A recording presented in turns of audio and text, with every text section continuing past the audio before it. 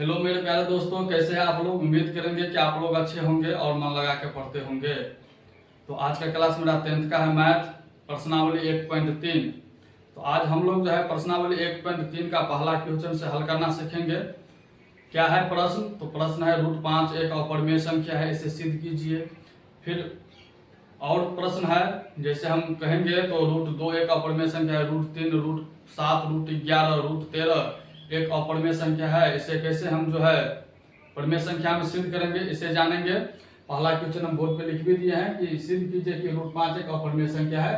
प्रश्नावली 1.3 का पहला प्रश्न है। तो इससे स्टार्ट करने से पहले हम जानेंगे एक प्रमेय के बारे में। प्रमेय 1.3 क्या कहता है, बुक में दिया है। उस प्रमेय को हम जानते हैं, सिद्ध करना नहीं, पहले इसको हम जानकारी ले लेते हैं, क्योंकि इस प्रश्न में हमें वो प्रमेय काम आएगा। तो प्रमेय क्या है, 1.3 क्या कहता है, आइए हम जानते हैं। यहां से लिखेंगे प्रमेय 1.3 कह रहा है, माना कि P एक अभाज्य संख्या है। क्या है? अभाज्य संख्या है, तो P a² को विभाजित करता है, विभाजित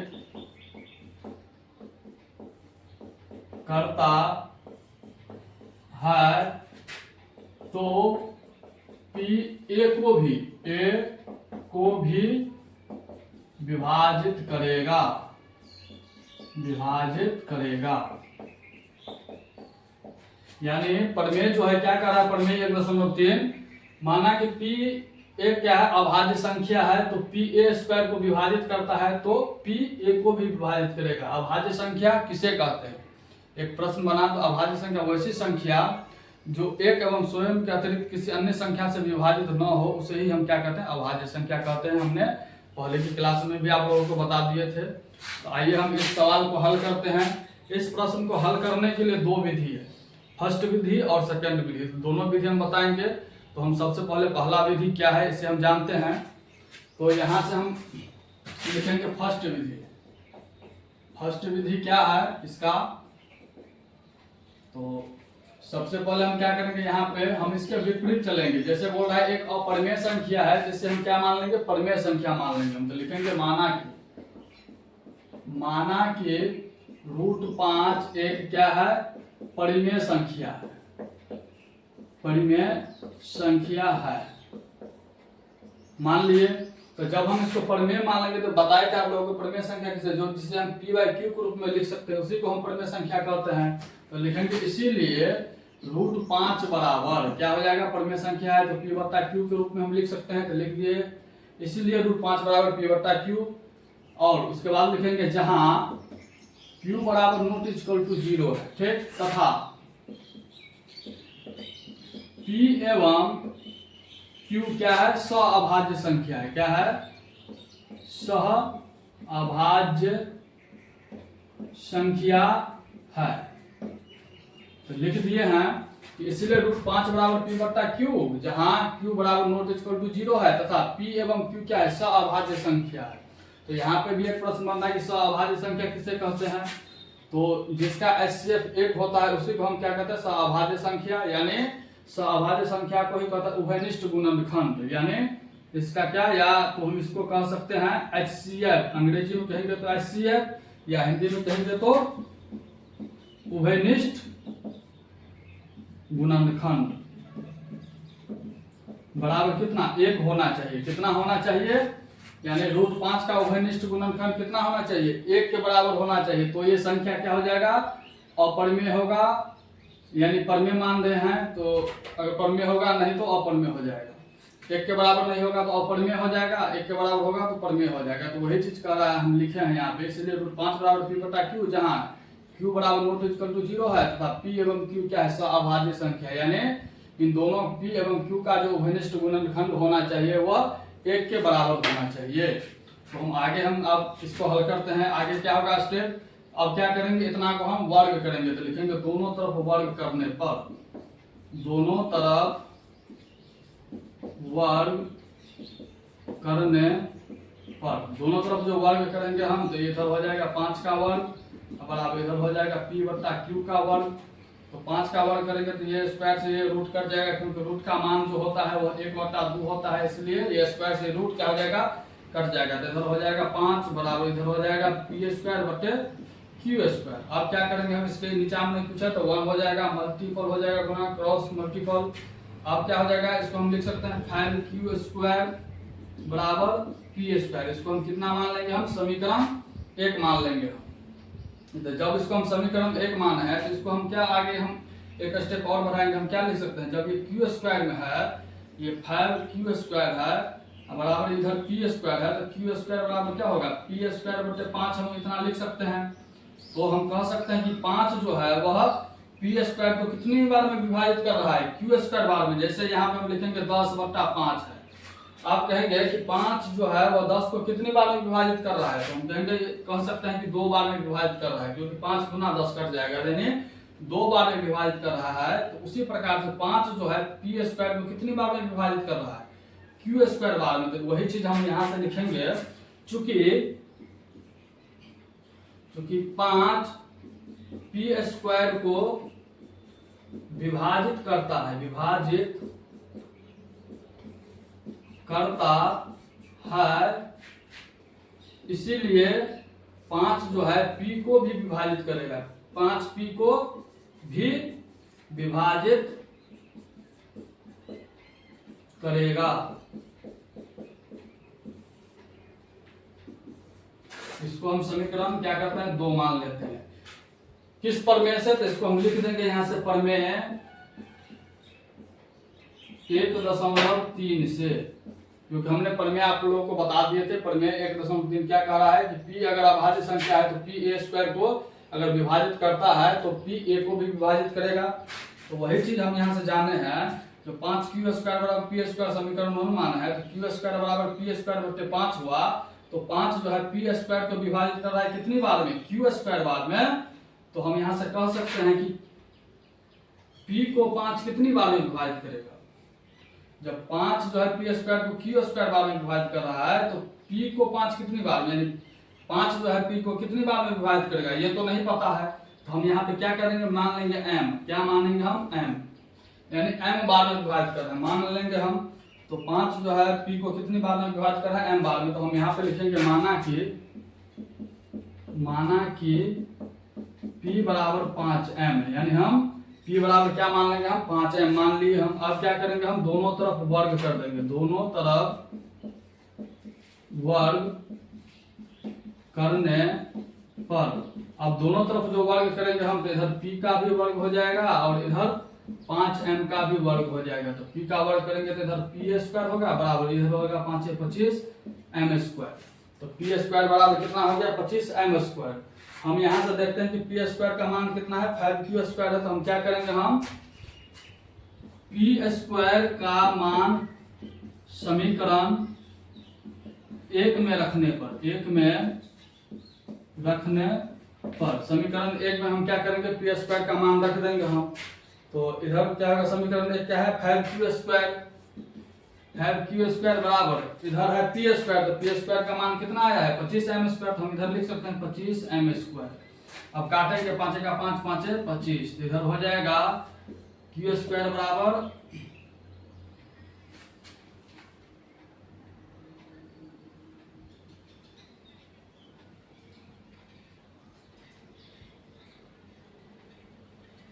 5m स्क्वायर, इतना हो जाएगा।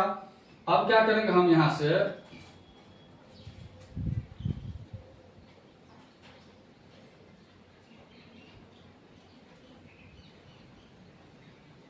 m स्क्वायर का गुणांक में ये 5 है, तो इधर q स्क्वायर बट्टे 5 हो जाएगा बराबर क्या हो जाएगा, m स्क्वायर हो जाएगा। इसे गुणांक में इधर लाएंगे तो क्या होगा, भागा में आ जाएगा। तो हम यहाँ से कह सकते हैं कि 5 जो है q स्क्वायर को कितनी बार में विभाजित कर रहा है, m स्क्वायर बार में। तो हम यहाँ से लिख देंगे चूंकि 5 m स्क्वायर को विभाजित करता है, इसीलिए 5 जो है वह q को भी विभाजित करेगा। 5 जो है वह एम स्क्वायर लिख देंगे, यहाँ पे क्यू स्क्वायर लिखेंगे। 5 जो है वह क्यू को भी क्या करेगा, विभाजित करेगा, विभाजित करेगा किस प्रमेय से, तो हम लिख देंगे प्रमेय 1.3 से, लिख देंगे प्रमेय 1.3 से। ठीक, तो हम यहाँ से देख पाते हैं कि 5 जो है क्यू स्क्वायर को कितने बार में विभाजित कर रहा है, एम स्क्वायर बार में। तो इसी बात को हम यहाँ से लिख देंगे कि चूंकि 5 जो है क्यू स्क्वायर को विभाजित करता है, इसलिए 5 जो है वो क्यू को भी विभाजित करेगा किस प्रमेय से, तो हम प्रमेय बता दिए थे 1.3 क्या कहता है उसके अनुसार। तो अब हम देखते हैं यहाँ से जो 5 जो है वो पी को भी विभाजित कर रहा है और क्यू को भी विभाजित कर रहा है। इसका उभयनिष्ठ गुणनखंड कितना है, पी और क्यू का उभयनिष्ठ गुणनखंड क्या है, 5 है। पी का उभयनिष्ठ गुणनखंड जो यहाँ भी 5 प्राप्त हो रहा है और क्यू का उभयनिष्ठ गुणनखंड यहाँ पे कितना प्राप्त हो रहा है, 5 प्राप्त हो रहा है। जबकि हमने क्या माने थे कि यहाँ पी एवं क्यू क्या है, सअभाज्य संख्या है, यानी उभयनिष्ठ गुणनखंड कितना होना चाहिए, 1 होना चाहिए। लेकिन यहाँ से कितना आना चाहिए, आ रहा है 5 आ रहा है, तो विरोधाभास उत्पन्न हो रहा है। तो हम यहाँ पे लिखेंगे, यहाँ इसको हम मान लेते हैं समीकरण 3, इसको हम मान लेते हैं समीकरण 3। यहाँ समीकरण 2 तथा 3 से क्या हो रहा है,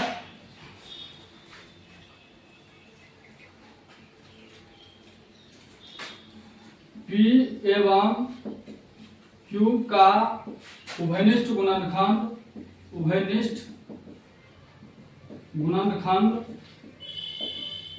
5 है। कितना है, पी एवं क्यू का उभयनिष्ठ गुणनखंड 5 है, जो कि विरोधाभास उत्पन्न हो रहा है। क्या लिखेंगे, जो कि विरोधाभास उत्पन्न हो रहा है,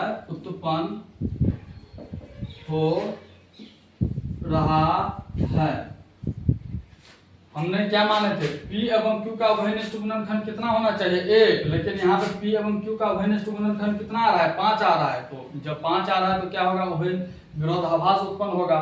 क्योंकि मान के चले, अगर हम कहेंगे आप लोगों को जो आप लोग पढ़िए, आप लोग नहीं पढ़िएगा तो विरोधे हुआ, तो ये एक विरोधाभास उत्पन्न हो गया। फिर जैसे अगर 2 भाई है, अगर एक भाई बोले कि जाओ मेरे लिए पानी लेके आओ, और दूसरा भाई जो है वो उस भाई के लिए अगर पानी लेकर नहीं आए तो क्या होगा, विरोध ही होगा। तो जब विरोध होगा तो वही बात है, यहाँ पे जो हम यहाँ पे P एवं Q का क्या माने थे, उभयनिष्ठ गुणनखंड 1 माने थे, लेकिन यहाँ पे मुझे प्राप्त कितना हो रहा है, 5 प्राप्त हो रहा है। तो हम लिख दिए हैं कि P एवं Q का उभयनिष्ठ गुणनखंड जो है वह 5 है, जो कि विरोधाभास उत्पन्न हो रहा है, विरोध तो होगा ही। अतः हमारा मानना क्या हो गया, सही हुआ या गलत हुआ। जो हम ये माने थे कि माना कि √5 एक परमेय संख्या है, ये सही हुआ या गलत हुआ, तो लिखेंगे गलत हो गया, क्योंकि है तो अपरमेय संख्या, क्योंकि सही होने के लिए हमको 1 आना चाहिए था, लेकिन यहाँ पे कितना आ गया, 5 आ गया। तो लिख देंगे अतः हमारा मानना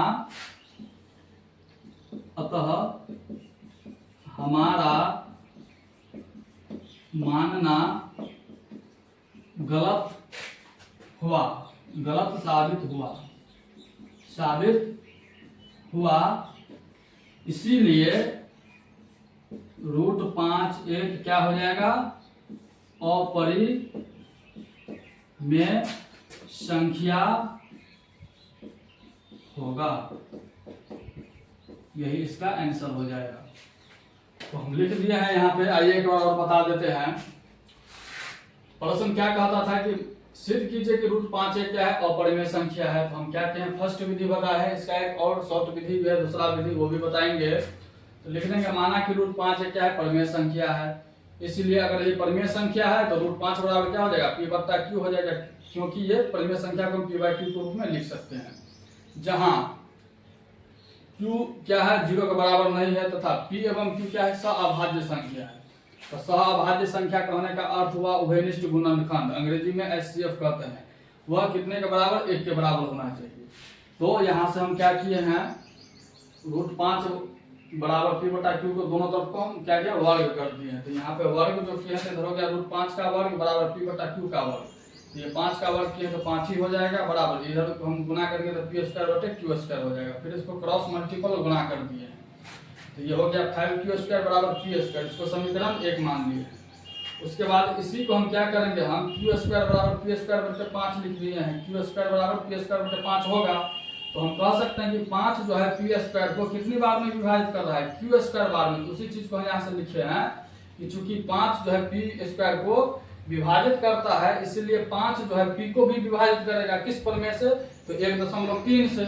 तो ये यहाँ पे क्या होगा, पी जो है 5 को कितनी बार में विभाजित करेगा ये नहीं पता है। ये तो पता है कि 5 पी स्क्वायर को क्यू स्क्वायर बार में विभाजित कर रहा है, लेकिन अकेला 5 को पी को 5 कितनी बार में विभाजित करेगा, तो जब नहीं पता है तो उसको हम m मान लिए हम, क्योंकि ये तो पता था 5 जो है पी स्क्वायर विभाजित करता है, लेकिन 5 जो है पी को कितनी बार में विभाजित करता है ये नहीं पता था। तो उसी को क्या मान लिए, माना कि पी बराबर 5 है, मान लिए।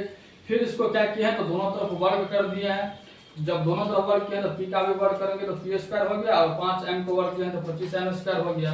तो पी स्क्वायर का वैल्यू 25m स्क्वायर आ गया। तो इसको क्या किया, पी स्क्वायर का मान समीकरण 1 में रखने पर, समीकरण 1 मेरा क्या था, 5q स्क्वायर बराबर पी स्क्वायर। हम यहाँ पे पी स्क्वायर का जो है मान 5q स्क्वायर पर रहेगा, या पी स्क्वायर की जगह पे हम लिख दिए हैं कितना हो गया, तो 25m स्क्वायर, तो लिख दिया 25m स्क्वायर।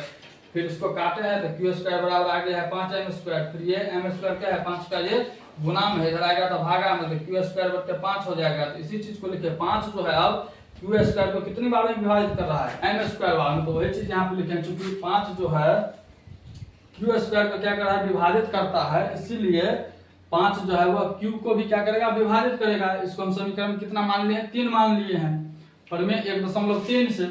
फिर यहाँ उसके बाद यहाँ समीकरण 2 तथा 3 से हमें क्या प्राप्त हुआ, समीकरण 2 और 3 से क्या प्राप्त हुआ है कि देख रहे हैं कि P एवं Q का जो उभयनिष्ठ गुणनखंड है वो कितना प्राप्त हो रहा है, 5 प्राप्त होता है। वही चीज लिखे हैं, P एवं Q का उभयनिष्ठ गुणनखंड यहाँ पे कितना है, 5 है, जो कि कितना होना चाहिए, हम यहाँ पे कि P एवं Q का उभयनिष्ठ गुणनखंड कितना माने थे, 1 माने थे, यानी सहभाज्य है, यानी 1 के बराबर होना चाहिए, लेकिन यहाँ पे 5 आ रहा है। तो वही चीज लिखे हैं, जो कि विरोधाभास उत्पन्न हो रहा है, अतः हमारा मानना क्या हुआ, गलत साबित हुआ, इसीलिए √5 एक क्या हो जाएगा, अपरिमेय संख्या होगा। तो इस प्रश्न को इस प्रकार से हल करते हैं।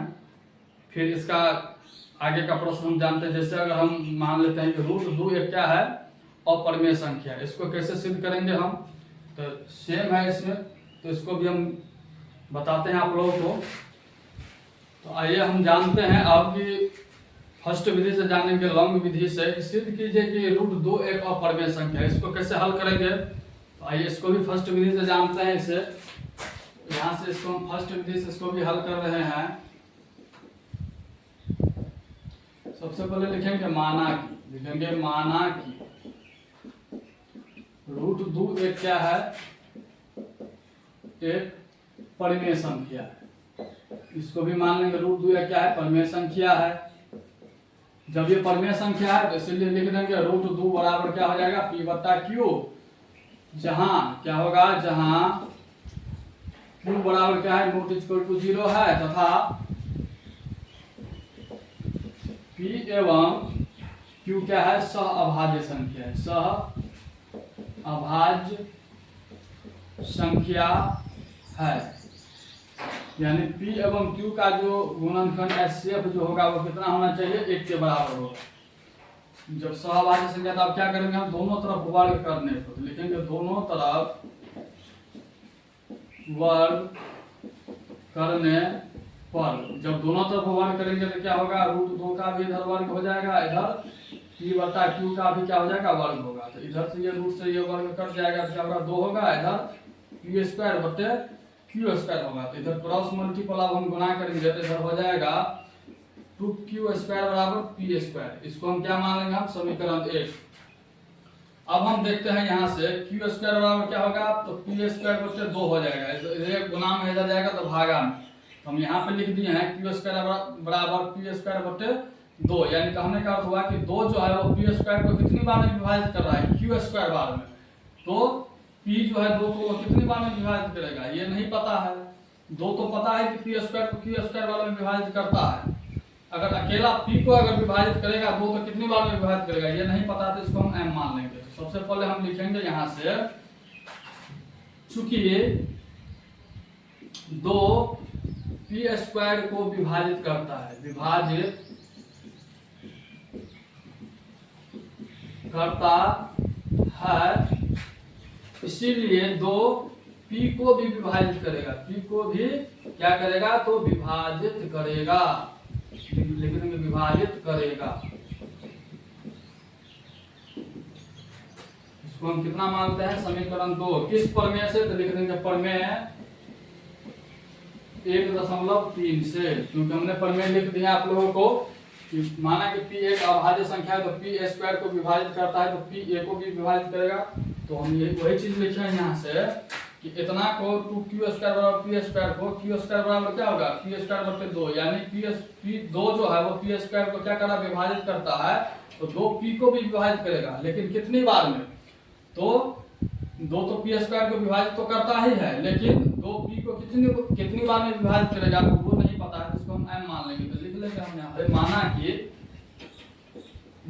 कि p बराबर 2m मान लिए, फिर क्या करेंगे हम, दोनों तरफ वर्ग कर देंगे, हम दोनों तरफ वर्ग करने पर, अब हम दोनों तरफ जो वर्ग करेंगे तो इधर क्या होगा, p का भी वर्ग होगा, इधर 2m का भी क्या होगा, वर्ग होगा, इधर p² ही होगा, इधर क्या होगा, 2 दूना 4m² होगा। तो p² का वैल्यू कितना आ गया, 4m², और यहाँ पे हम समीकरण 1 में देख रहे हैं कि p² का मान कितना वैल्यू है, 2q², हम लिख देंगे p² का मान जो है वह समीकरण 1 में रखने पर, तो समीकरण 1 क्या है, तो समीकरण 1 है 2q² बराबर p² का मान कितना है, 4m², तो यहाँ पे लिख देंगे 4m², फिर काटेंगे 2 का 2, 2 दूना 4, तो q² बराबर हो गया 2m²। तो जब q² बराबर 2m² होगा तो m² बराबर क्या होगा, तो ये q² ऐसे ही रहेगा, ये 2 इधर आ जाएगा, बराबर क्या हो जाएगा, m²। तो हम कह सकते हैं क्या, जो 2 जो है वो q² को कितनी बार में विभाजित कर रहा है, m² बार में। तो हम यहाँ पे लिखेंगे चूंकि 2 q² को विभाजित करता है, इसीलिए 2 q को भी विभाजित करेगा, q को भी क्या करेगा, विभाजित करेगा। इसको हम क्या मानते हैं, समीकरण 3 किस प्रमेय से, तो प्रमेय 1.3 से, लिख देंगे प्रमेय 1.3 से। तो हम यहाँ पे देख रहे हैं क्या प्राप्त हो रहा है, जो 2 का जो है 2 यानी p एवं q का अभिनिष्ट गुणनखंड कितना है, यहाँ पे p का अभिनिष्ट गुणनखंड 2 है, और यहाँ पे p का अभिनिष्ट गुणनखंड कितना है, 2 है, यानी p एवं q का अभिनिष्ट गुणनखंड हमें कितना प्राप्त हो रहा है, 2, लेकिन यहाँ पे p एवं q का उभयनिष्ठ गुणनखंड जो है वह कितना होना चाहिए, 1 होना चाहिए। अंग्रेजी में ही इसे कहते हैं HCF और हिंदी में ही इसे कहते हैं उभयनिष्ठ गुणनखंड, उभयनिष्ठ गुणनखंड। तो क्या ये प्राप्त 1 के बराबर आ रहा है, p एवं q का मान नहीं आ रहा है, यहाँ पे 1 के बराबर, यहाँ पे होना चाहिए, लेकिन हम बनाने पे मुझे p और q का दोनों स्थिति में क्या आ रहा है, 2 आ रहा है, तो 1 नहीं मिला। तो हम लिख देंगे यहाँ, क्या लिखेंगे यहाँ पे, यहाँ समीकरण 2 तथा समीकरण 3 से p एवं q का उभयनिष्ठ गुणनखंड कितना है, 2 है, p एवं q का उभयनिष्ठ गुणनखंड 2 है, लेकिन यहाँ पे 1 आना चाहिए, मुझे आ गया कितना, 2, तो जब 2 आ गया तो विरोधाभास उत्पन्न होगा, तो लिखेंगे जो कि विरोधाभास उत्पन्न हो रहा है, जो कि विरोधाभास उत्पन्न हो रहा है, अतः हमारा मानना गलत साबित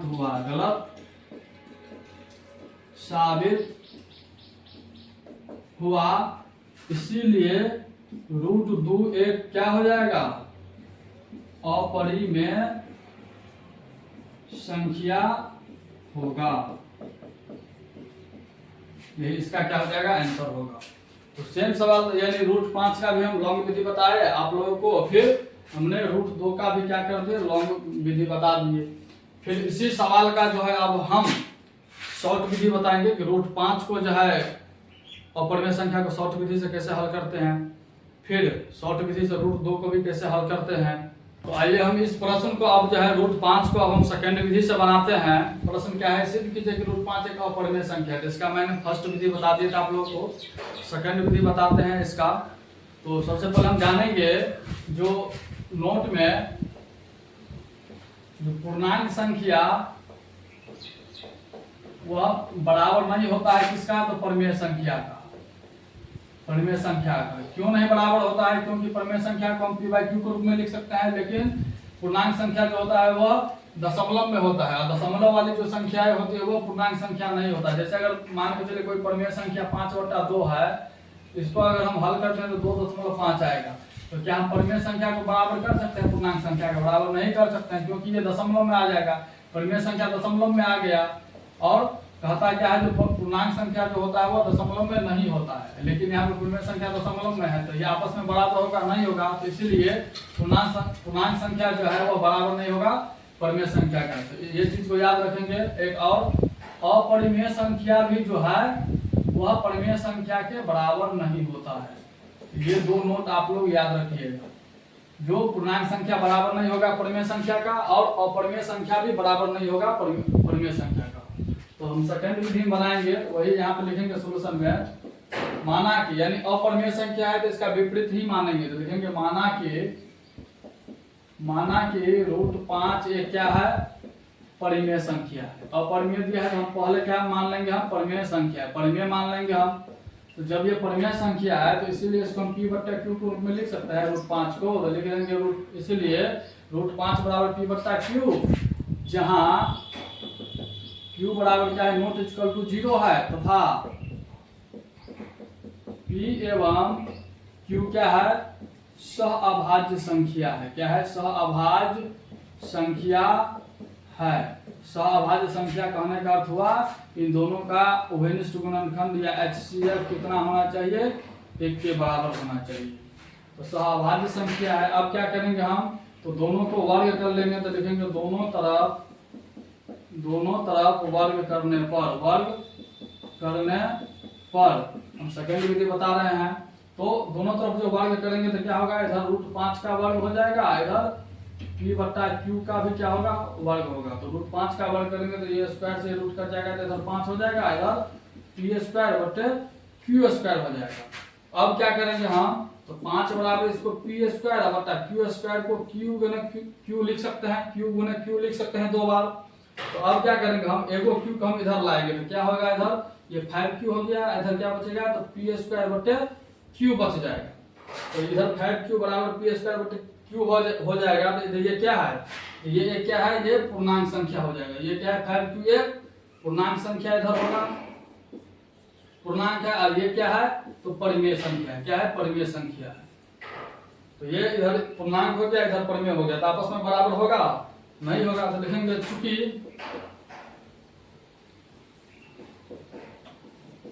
पूर्णांक संख्या बराबर नहीं है परिमेय संख्या का, यानी चूंकि पूर्णांक संख्या बराबर परिमेय संख्या नहीं होता है, तो जब ये पूर्णांक संख्या बराबर परिमेय संख्या नहीं होगा तो लिखेंगे यहाँ विरोधाभास उत्पन्न हो रहा है। क्या लिखेंगे हम, यहाँ विरोधाभास उत्पन्न हो रहा है। अतः हमारा मानना क्या हो गया, गलत हो गया। अतः हमारा मानना गलत हुआ, क्या गलत साबित हुआ। इसीलिए क्या हो जाएगा, इसीलिए रूट 5 एक क्या हो जाएगा, अपरिमेय संख्या होगा, अपरिमेय संख्या होगा। यही इसका क्या हो जाएगा, आंसर हो जाएगा। इस प्रकार से हम शॉर्ट विधि से बनाएंगे, वो लंबा विधि था, इस विधि से हम शॉर्ट विधि से बनाएंगे। कैसे बताया है, देखिए लिखेंगे माना कि रूट 5 एक परिमेय संख्या है, तो जब परिमेय है तो p बटा q के रूप में हम लिख सकते हैं, तो p बटा q के रूप में लिख दिए, जहाँ पे q क्या है 0 के बराबर नहीं है, तथा p एवं q जो है क्या है स्वाभाज्य संख्या, यानी इसका स्टेप कितना होना चाहिए, 1 के बराबर होना चाहिए। फिर दोनों को क्या किया, दोनों तरफ वर्ग करने पे तो दोनों तरफ वर्ग कर दिए हैं, रूट 5 का भी वर्ग इधर p बटा q का भी वर्ग, तो ये वर्ग किया है तो रूट कट गया 2 से, तो इधर 5 बच गया, इधर हो जाएगा p स्क्वायर बटे q स्क्वायर। फिर 5 बराबर p स्क्वायर, q को हम क्या किया तो 2 बार लिख दिए, q गुने q लिख सकते हैं। फिर एक q को हम इधर लाए हैं तो 5q हो गया, अब बराबर p स्क्वायर बटे q हो गया। अब हम देख रहे हैं यहाँ से, अगर मान के चले यहाँ p का मान अगर हम 4 लेते हैं, q का मान अगर हम 5 लेते हैं, तो क्या 5q है इधर बराबर p स्क्वायर बटे q है, क्या ये दोनों आपस में बराबर होगा? देखिए मान रखे, इधर 5 गुने q का मान 5 है तो 5 हो गया, बराबर p स्क्वायर, तो p का मान 4 है तो 4 का स्क्वायर, बराबर q का मान कितना 5 है, तो 5 का स्क्वायर 25 और बराबर 4 का स्क्वायर 16 बटे 5। क्या ये दोनों आपस में बराबर है? नहीं बराबर है। 25 बराबर 16 बटे 5 हो गया। तो वही हम लिखे हैं कि 5q क्या है, एक पूर्णांक है। पूर्णांक क्या होता है, निगेटिव में नहीं होता है, ना दशमलव में होता है। इसको अगर 5 रखते हैं तो 25 हो गया, तो 25 क्या पूर्णांक हो गया, तो इधर पूर्णांक हो गया ये, और ये क्या p बटा q के रूप में है, परिमेय हो गया। तो नोट में लिखा भी दिए हैं कि पूर्णांक संख्या बराबर नहीं होता है परिमेय संख्या का, और अपरिमेय संख्या भी बराबर नहीं होता परिमेय संख्या का। तो यहाँ पे क्या प्राप्त हो रहा है, पूर्णांक संख्या जो है बराबर नहीं है परिमेय संख्या का। देख रहे हैं प्राप्त हो रहा है, नहीं प्राप्त हो रहा है, तो लिख देंगे चूंकि पूर्णांक संख्या नोट इक्वल टू बराबर होता है परिमेय संख्या का। तो यहाँ विरोधाभास अब उत्पन्न, जब बराबर नहीं होगा तो क्या होगा, विरोधाभास है ना उत्पन्न होगा। तो लिख देंगे यहाँ विरोधाभास उत्पन्न हो रहा है, अतः हमारा मानना क्या हो गया, गलत साबित हो गया। जब गलत हो गया तो क्या हो जाएगा, हम माने थे परिमेय, गलत हो गया तो अब अपरिमेय ही होगा ना, तो लिख देंगे इसीलिए रूट 5 क्या है, अपरिमेय संख्या है। इस प्रकार के सवाल को हल करेंगे। इसी प्रकार से रूट वाला सवाल जितना भी रहे, रूट 5 हम बता ही दिए, रूट 2 रहे, रूट 3 रहे, रूट 7 रहे, रूट 11 रहे, रूट 13 रहे, जो भी रहे रूट वाला अगर रहे तो इसी प्रकार से सवाल बनेगा। लिखने का स्टेप यही रहेगा, बस रूट के स्थान पर जो है क्या हो जाएगा, उसका मान बदल जाएगा, बाद में की भाषा सब यही रहेगा। जैसे हम एक सवाल और बताते हैं इसी में, क्वेश्चन लेते हैं कि सिद्ध कीजिए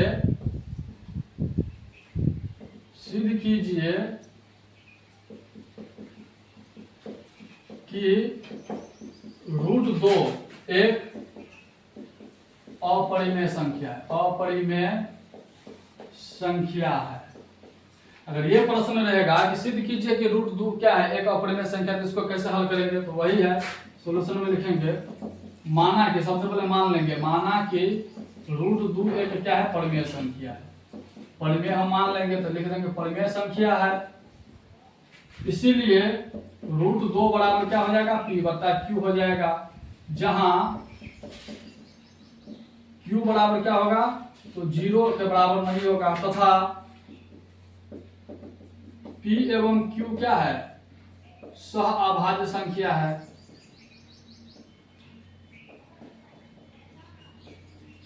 लिख देंगे इसलिए रूट 2 बराबर p बटा q, जहां q बराबर इक्वल टू 0 है, तथा p एवं q क्या है, सह संख्या है। और जब सह संख्या है तो क्या करेंगे हम दोनों तरफ, यानी इसका स्टेप कितना होना चाहिए, उभयनिष्ठ गुणनखंड 1 के बराबर होना चाहिए। अब क्या करेंगे हम दोनों तरफ वर्ग कर देंगे हम, तो दोनों तरफ वर्ग करने पर, दोनों तरफ वर्ग करेंगे तो इधर रूट 2 का भी वर्ग, इधर p बटा q का भी वर्ग, तो ये स्क्वायर से रूट कट जाएगा तो इधर 2 हो जाएगा, इधर हो जाएगा p स्क्वायर बटे q स्क्वायर। फिर क्या होगा, तो 2 बराबर इधर p स्क्वायर बटे q स्क्वायर को q गुने q लिख सकते हैं हम, तो लिख दिए हैं। फिर ये q को हम क्या करेंगे, इधर लाएंगे, तो इधर होगा 2q और बराबर हो जाएगा p स्क्वायर बटे q हो जाएगा। इधर क्या हो गया, ये इधर पूर्णांक हो गया, और इधर क्या हो गया, तो परिमेय हो गया। तो जब ये पूर्णांक हो गया, यहाँ परिमेय हो गया, तो लिख देंगे चूंकि पूर्णांक नोट इक्वल टू बराबर है परिमेय का, तो जब पूर्णांक नहीं बराबर है परिमेय का, तो लिखेंगे यहाँ विरोधाभास उत्पन्न हो रहा है, यहाँ विरोधाभास उत्पन्न हो रहा है।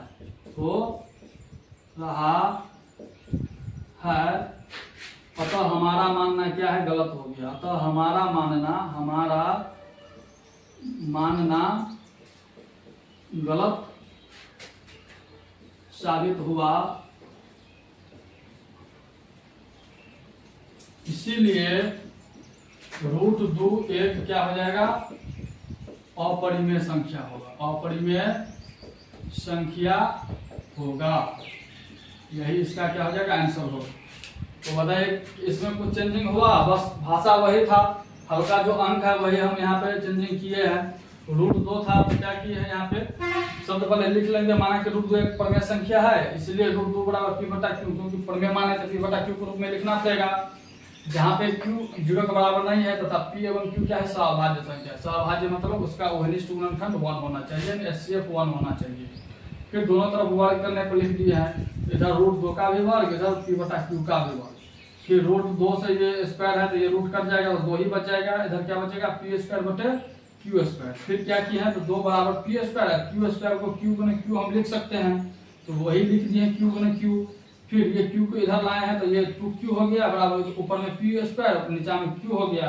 अब हम देख रहे हैं कि इधर 2q क्या है, पूर्णांक है, और इधर p² क्या है, परिमेय है, जो आपस में बराबर नहीं है। तो लिख देंगे चूंकि पूर्णांक बराबर जो है परिमेय संख्या नहीं है बराबर, तो जब बराबर नहीं तो विरोधी होगा। तो लेकिन यहाँ विरोधाभास उत्पन्न हो रहा है, अतः हमारा मानना क्या है, गलत साबित हुआ, इसलिए √2 एक क्या है, अपरिमेय संख्या होगा। इस प्रकार से हम हल करेंगे। अगर हम इसमें अगर मान चलिए ले लेते हैं, अगर q का मान अगर हम यहाँ पे देख लीजिए, p का मान अगर हम 2 लेते हैं, q का मान अगर हम 4 लेते हैं, तो क्या होगा, यहाँ पे q का मान 4 लेंगे तो क्या होगा, 8 होगा, बराबर इधर p का मान है 2, तो 2 का स्क्वायर 4 हो गया बटा में, q का मान हम क्या लिए, 4 लिए, तो 4 कट गया 1, यानी 8 बराबर 1 हो गया। क्या बराबर आ रहा है, नहीं आ रहा है, तो इसलिए पूर्णांक कभी भी बराबर परिमेय का नहीं होगा। तो पहले ही नोट में आप लोगों को लिखा दिए हैं कि पूर्णांक नहीं बराबर है परिमेय का, तो इसलिए यहाँ पर विरोधाभास उत्पन्न हो रहा है। अतः हमारा मानना क्या है, गलत साबित हुआ, इसलिए √2 क्या है, अपरिमेय संख्या होगा। उसी प्रकार से कोई भी रूट वाला रहे, एक रूट में रहे, √13 रहे, √15, √17, √19 जो भी रहे, हम इसी प्रकार से बनाएंगे। जैसे अगर हम यहाँ पे अगर मान लेते हैं, यहाँ पे लेते हैं √2 बता दें, √3 अगर लेते हैं तो यहाँ पे क्या होगा, √3 हो जाएगा यहाँ पे, फिर यहाँ पे भी √3 हो जाएगा, फिर यहाँ पे भी √3 हो जाएगा, फिर यहाँ पे भी क्या होगा, √3 होगा, भाषा वही रहेगा। फिर यहाँ पे भी क्या होगा, √3 हो जाएगा, और यहाँ पे भी क्या होगा, √3 होगा, और फिर उसके बाद क्या हो जाएगा, ये यहाँ पे भी क्या होगा, √3 हो जाएगा। बस उसी प्रकार से बनाना है। लिखेंगे माना कि √3 एक परिमेय संख्या है, इसलिए √3 बराबर p/q, जहाँ q बराबर 0 है तथा p एवं q क्या है, सहअभाज्य संख्या है। तो दोनों तरफ क्या करेंगे, वर्ग करने पर, तो √3 का भी वर्ग बराबर p² बटे q², तो रूट कट गया वर्ग, तो 3 हो गया इधर, बराबर p² बटे q², तो 3 बराबर p² बटे q गुने q लिखेंगे हम। यहाँ पे क्या होगा, एगो q लेते हैं तो 3q हो गया, बराबर p² बटे q, जो एक क्या है, ये पूर्णांक है, इधर परिमेय है। तो लेकिन चूंकि पूर्णांक बराबर परिमेय संख्या नहीं होता है, इसलिए विरोधाभास उत्पन्न हो रहा है। अतः हमारा मानना गलत साबित हुआ, इसलिए √3 क्या है, अपरिमेय संख्या होगा। तो √3 यानी सवाल भाषा वही रहेगा, और जो अगर हम सिद्ध करेंगे √3, √5, √7, √11 को, तो हम इस प्रकार से हल करेंगे। फिर उसी प्रकार से हम यहाँ पे अगर मान के चले √7 को अगर हम हल करते हैं, तो सिद्ध कीजिए कि √7 एक अपरिमेय संख्या, तो क्या होगा, यहाँ पे √7 दे देंगे हम, भाषा वही रहेगा। माना कि √7 क्या है, परिमेय संख्या है, इसलिए √7 बराबर क्या होगा, p/q, तो दोनों तरफ वर्ग करेंगे तो यहाँ पे √7 हो जाएगा, तो ये रूट से ये वर्ग कर दिया तो यहाँ पे √7 होगा, बराबर p/q, तो यहाँ पे क्या हो जाएगा, 7 बराबर p² बटे q गुने q, ये भी q इधर आएगा तो ये हो जाएगा 7q, बराबर क्या हो जाएगा, पूर्णांक संख्या हो गया, ये इधर परिमेय संख्या हो गया। जो पूर्णांक बराबर परिमेय संख्या नहीं होता है, लेकिन यहाँ पे विरोधाभास उत्पन्न हो रहा है, अतः हमारा मानना क्या है, गलत साबित हुआ, इसीलिए √7 एक क्या है, परिमेय संख्या होगा। तो आप कोई भी सवाल अगर इस प्रकार का रहे रूट वाला, तो आप लोग हल कर लीजिएगा। तो आइए फिर पुनः जो आप जो है क्वेश्चन नंबर प्रश्नावली 1.3 का दूसरा क्या है उसको हल करते हैं। सिद्ध कीजिए कि 3 + 2√5 एक अपरिमेय संख्या, इसको हल। प्रश्नावली 1.3 का दूसरा प्रश्न क्या है कि सिद्ध कीजिए कि 3 + 2√5 एक क्या है, अपरिमेय संख्या है। इसको सिद्ध करना है तो कैसे सिद्ध करेंगे हम, आइए जानते हैं सेकेंड विधि से इसको लिए बताते हैं। सॉल्यूशन में लिखेंगे हम माना कि, लिखेंगे माना कि, सबसे पहले मान लेंगे हम इसके विपरीत परमेय मान लेंगे, अपरमेय है तो इसका विपरीत परमेय मान लेंगे। तो लिखेंगे 3 + 2√5 एक क्या है, परिमेय संख्या है। क्या मान लेंगे हम, परिमेय संख्या है। जब परिमेय है तो इसीलिए 3 + 2√5 बराबर क्या हो जाएगा, P/Q, जहां क्या होगा, Q बराबर नॉट इक्वल टू 0 तथा P एवं Q क्या है, सहअभाज्य संख्या। क्या है, सहअभाज्य संख्या है। जब सहअभाज्य संख्या है तो क्या हो जाएगा, इधर 3 + 2√5 बराबर हो जाएगा P/Q। तो जब इधर 3 + 2√5 बराबर P/Q होगा तो 3 को अगर हम इधर लाएंगे तो क्या होगा, 2√5 बराबर हो जाएगा P/Q। ये प्लस में 3 इधर गया तो माइनस में, इसके नीचे हमने पूछा तो 1 हो जाएगा। ये हो गया 2√5 बराबर क्या हो जाएगा, ये Q और 3 का लघुत्तम लेंगे तो क्या होगा, Q ही होगा। और Q से Q बार में भाग देंगे तो Q बार में कटेगा, तो Q एक बार में कटेगा। Q से Q में भाग देंगे तो 1 को हम P से गुणा करेंगे तो P ही होगा। फिर माइनस है तो माइनस, फिर 1 को हम Q से भाग देंगे, कितना बार में कटेगा, Q बार में, तो Q को हम 3 से गुणा करेंगे तो 3Q हो जाएगा इधर।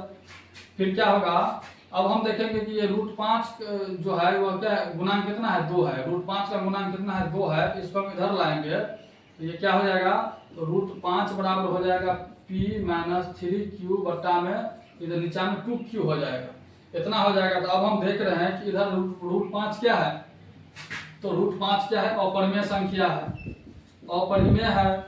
और ये क्या है, ये परिमेय संख्या है।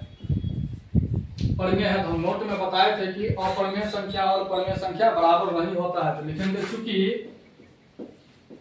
अपरिमेय संख्या नॉट इक्वल टू बराबर होता है परिमेय संख्या, परिमेय संख्या का होता है।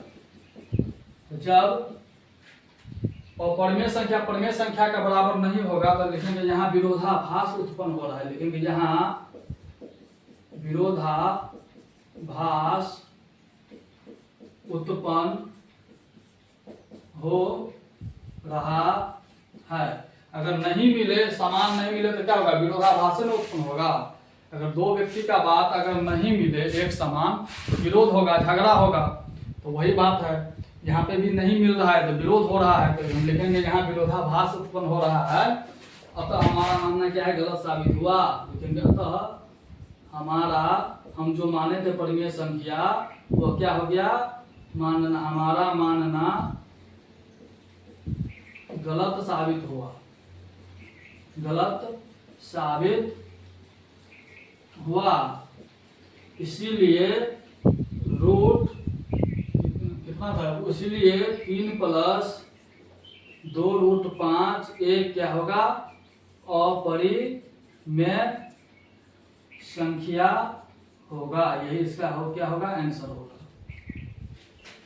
तो कैसे हल किए हैं, दूसरा क्वेश्चन क्या कह रहा था, सिद्ध कीजिए कि 3 + 2√5 एक अपरिमेय संख्या है। तो क्या करेंगे हम, सबसे पहले लिख लेंगे माना कि 3 + 2√5 एक परिमेय संख्या है। और जब परिमेय है तो इसीलिए 3 + 2√5 बराबर P/Q। और P/Q क्या है, तो लिख देंगे जहां Q बराबर नॉट इक्वल टू 0 है तथा P एवं Q क्या है, सहअभाज्य संख्या है, यानी दोनों का HCF कितना, 1 के बराबर होना चाहिए। तो 3 + 2√5 बराबर P/Q लिख दिए हैं। तो 3 को इधर लाएंगे तो क्या होगा, 2√5 बराबर P/Q। ये 3 प्लस में था, इधर गया तो माइनस में हो गया, तो इसके नीचे हमने पूछा तो 1 हो गया। फिर 2√5 बराबर Q, 1 का एलसीएम लिए हैं तो Q आया है। फिर Q से Q को भाग दिए हैं तो Q बार में कटा है तो P को एक बार में कटा है तो P को 1 से गुणा किया तो P हुआ। फिर माइनस था तो माइनस, 1 को हम Q को भाग देंगे Q में तो Q बार में कटेगा तो Q को हम 3 से गुणा करेंगे तो 3Q ही हो जाएगा। तो क्या हो गया, ये 2√5 बराबर P - 3Q/Q। फिर ये क्या हुआ, तो √5 का गुणांक 2 है तो ये 2 को जो इधर लाएंगे तो क्या होगा, √5 बराबर P - 3Q बटा में Q था और ये भी आ गया तो Q को हम 2 से गुणा करेंगे तो 2Q हो गया। तो क्या हो गया, ये √5 है इधर अकेला, तो ये क्या हो गया, अपरिमेय है ये √5। और ये क्या है, P/Q के रूप में है तो ये परिमेय हो गया। और क्या है, तो अपरिमेय संख्या जो होता है वह परिमेय के बराबर नहीं होता है, तो लिख देंगे चूंकि अपरिमेय संख्या नॉट इक्वल टू परिमेय संख्या के बराबर होता है, तो यहाँ विरोधाभास उत्पन्न हो रहा है। अतः हमारा मानना क्या है, गलत साबित हुआ, इसलिए 3 + 2 √ 5 क्या है, जो अपरिमेय संख्या होगा। तो प्रश्नावली 1.3 का हम 2 प्रश्न बता दिए। फिर आइए इस पे एक और हम क्वेश्चन लेते हैं। जैसे क्वेश्चन रहेगा कि सिद्ध कीजिए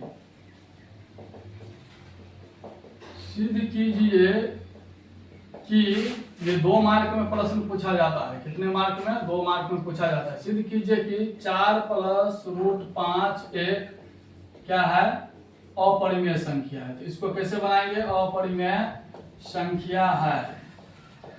इसको भी वैसे ही बनाएंगे, लिखेंगे सॉल्यूशन में माना कि 4 + √5 एक परिमेय संख्या है, एक परिमेय संख्या, इसको हम परिमेय मान लेंगे। तो परिमेय संख्या है, परिमेय मान लिए।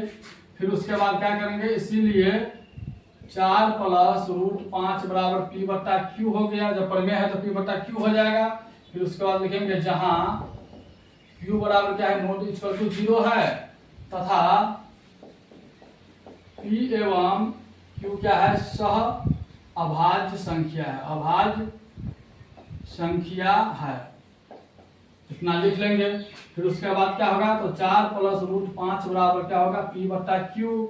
अब क्या करेंगे, हम 4 को इधर लाएंगे तो क्या हो जाएगा, √5 बराबर हो जाएगा p/q। ये 4 प्लस में इधर गया तो माइनस में, इसके नीचे हमने पूछा तो 1 दे देंगे।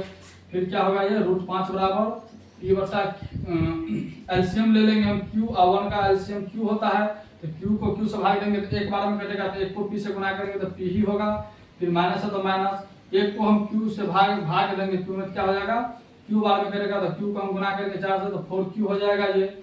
अब हम देख पाते हैं कि ये √5 जो है ये क्या है, √5 एक अपरिमेय संख्या है, अपरिमेय है। और ये जो है p - 4q/q ये क्या है, तो ये परिमेय संख्या है। क्या है, परिमेय संख्या है। तो लिखेंगे चूंकि अपरिमेय संख्या बराबर नहीं होता है परिमेय संख्या का, परिमेय संख्या का। तो जब अपरिमेय संख्या परिमेय संख्या का बराबर नहीं होगा तो लिखेंगे यहाँ विरोधाभास उत्पन्न हो रहा है, लिखेंगे यहाँ विरोधाभास उत्पन्न हो रहा है। अतः हमारा मानना गलत साबित हुआ, अतः हमारा मानना गलत साबित हुआ, इसीलिए 4 + √5 एक क्या होगा, अपरिमेय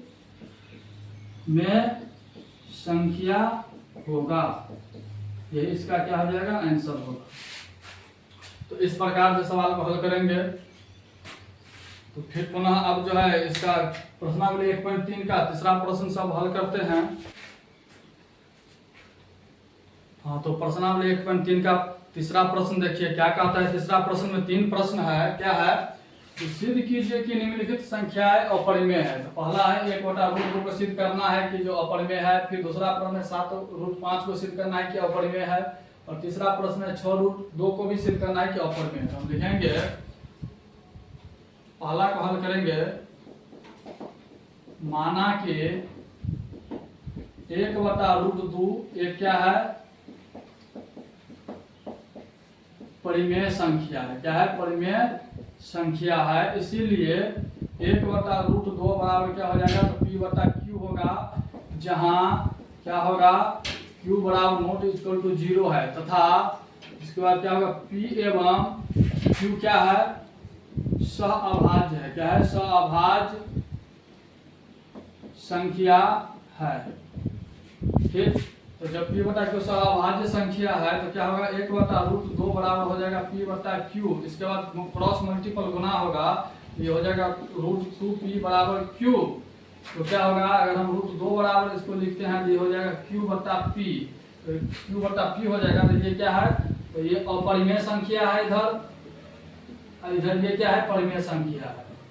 परिमेय है तो लिखेंगे चूंकि अपरिमेय नॉट इक्वल टू होता है परिमेय संख्या, यानी अपरिमेय संख्या बराबर परिमेय संख्या होता है। नॉट इक्वल यानी बराबर नहीं होता है, अपरिमेय परिमेय लिखेंगे। यहाँ विरोधाभास उत्पन्न हो रहा है, अतः हमारा मानना क्या है, गलत साबित हुआ। इसीलिए 1/√2 एक क्या होगा, अपरिमेय संख्या होगा। इस प्रकार से इस सवाल को हल करेंगे हम। फिर आइए इसका दूसरा नंबर सवाल क्या कह रहा है। दूसरा प्रश्न है कि सिद्ध कीजिए के साथ रूट 5, तो इसको भी हम क्या करेंगे, लिखेंगे माना कि 7√5 एक क्या है, परिमेय संख्या है। क्या मान लेंगे हम सबसे पहले, परिमेय संख्या। तो परिमेय संख्या मान लिए, फिर तो इसीलिए परिमेय मान लिए तो क्या होगा, 7√5 बराबर क्या होगा, P/Q हो जाएगा। जहां पे लिख देंगे हम Q बराबर नॉट इक्वल टू 0 है, तथा P एवं Q क्या है, सह अभाज्य संख्या है।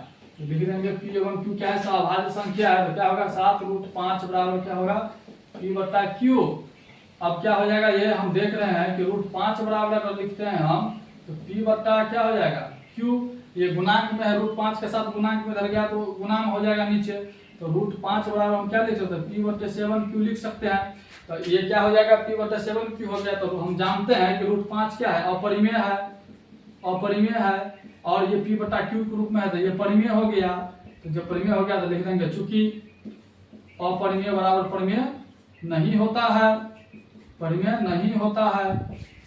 तो यहाँ क्या होता है, तो नहीं अगर बराबर होता तो लिखेंगे यहाँ विरोधाभास उत्पन्न हो रहा है।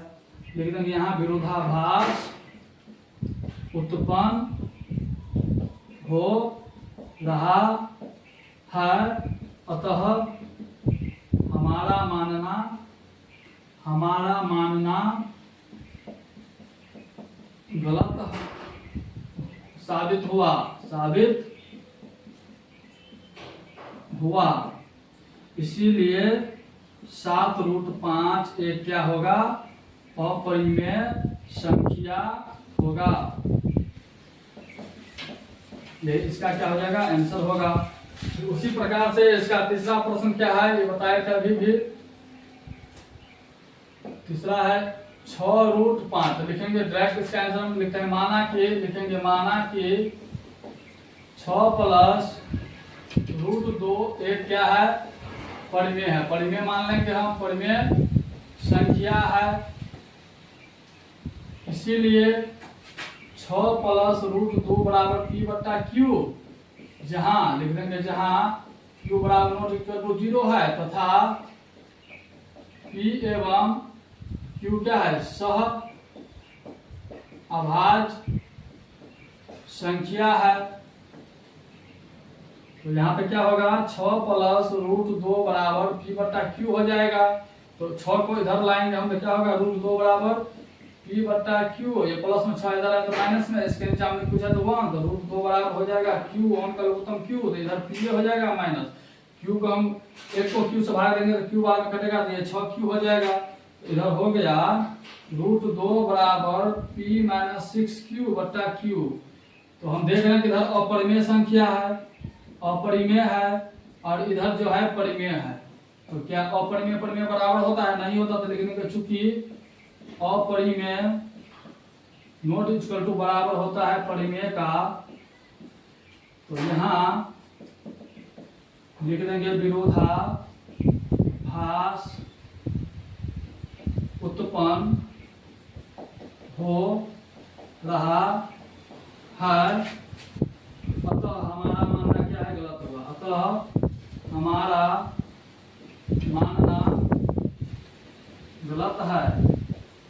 इसीलिए 6 + √2 एक क्या है, 6 + √2, हाँ 6 + √2 एक अपरिमेय संख्या है, अपरिमेय संख्या है।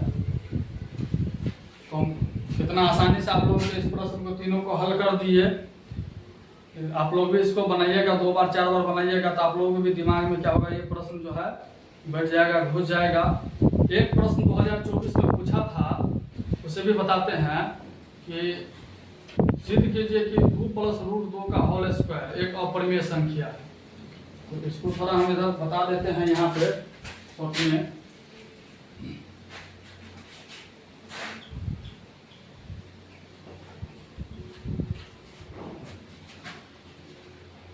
क्वेश्चन था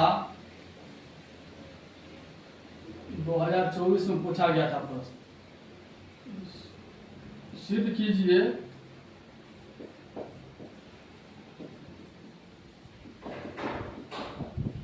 कि 2 + √2 का होल स्क्वायर एक क्या है, अपरिमेय संख्या, अपरिमेय संख्या है। ये प्रश्न बोर्ड परीक्षा में पूछा गया था। तो इसको हम कैसे सिद्ध करेंगे, तो सबसे पहले लिखेंगे माना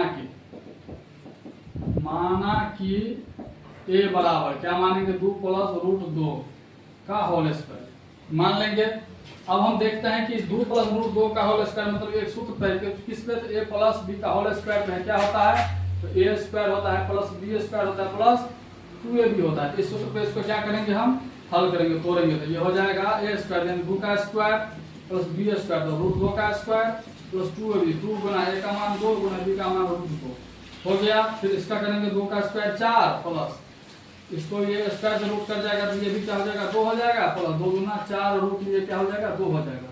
अब क्या करते हैं, 4 2 को जोड़ेंगे 6 प्लस ये कितना आ गया 4√2। अब हम देखते हैं कि ये क्या है, ये क्या है, ये क्या है, परिमेय है। क्या है, ये परिमेय है। और ये क्या है, तो अपरिमेय है, अपरिमेय है। हम लिखेंगे यहाँ पे कि हम जानते हैं कि परिमेय संख्या तथा अपरिमेय संख्या का योग हमेशा क्या होता है, हमेशा या सदैव, हमेशा या इसको ये भी लिख सकते हैं सदैव क्या होता है, अपरिमेय ही होता है। क्या होता है, अपरिमेय संख्या ही होता है। इसीलिए 2 + √2 का होल स्क्वायर क्या हो जाएगा, एक अपरिमेय संख्या होगा। ये आंसर हो जाएगा। इस प्रश्न का यही आंसर होगा, हल होगा। इस प्रकार से बनाते हैं। तो आज हमने प्रश्नावली 1.3 का जो है पूरा सवाल बता दिया आप लोगों को। लॉन्ग विधि फर्स्ट विधि से भी बता दिए, फिर सेकेंड विधि से भी बता दिए। और बोर्ड परीक्षा में जो 2024 में ये प्रश्न पूछा गया था, 2 + √2 का होल स्क्वायर को सिद्ध करना है क्या अपरिमेय संख्या, इसे भी मैंने आप लोगों को बता दिया क्योंकि ये सूत्र पे ही था। और बताया भी है कि अपरिमेय का योग हमेशा क्या होता है, अपरिमेय ही होता है। इसको हल करने पे क्या है, 6 + 4√2, 6 क्या है, परिमेय है, और 4√2 क्या है, अपरिमेय है। तो हम लिख देंगे कि हम जानते हैं कि परिमेय संख्या तथा अपरिमेय संख्या का योग हमेशा या सदैव क्या होता है, अपरिमेय ही होता है। इसलिए 2 + √2 का होल स्क्वायर जो होगा वो क्या होगा, अपरिमेय संख्या होगा। और ये प्रश्न जो है ये सिद्ध करने वाला जितना ये प्रश्न है सब कितने मार्क में पूछा जाता है, तो 2 मार्क्स में पूछा जाता है। तो आप लोग बताइए कि मेरा क्लास कैसा लगा। अगर अच्छा लगा हो तो डबल सी लिखिए, एक सी से कॉन्सेप्ट और दूसरा सी से कॉन्सेप्ट क्लियर, यानी कहने का अर्थ हुआ सी से कॉन्सेप्ट, एक सी से क्लियर यानी डबल सी। तो फिर मिलते हैं आप लोगों से अगले क्लास में। तब तक के लिए सभी दोस्तों को धन्यवाद।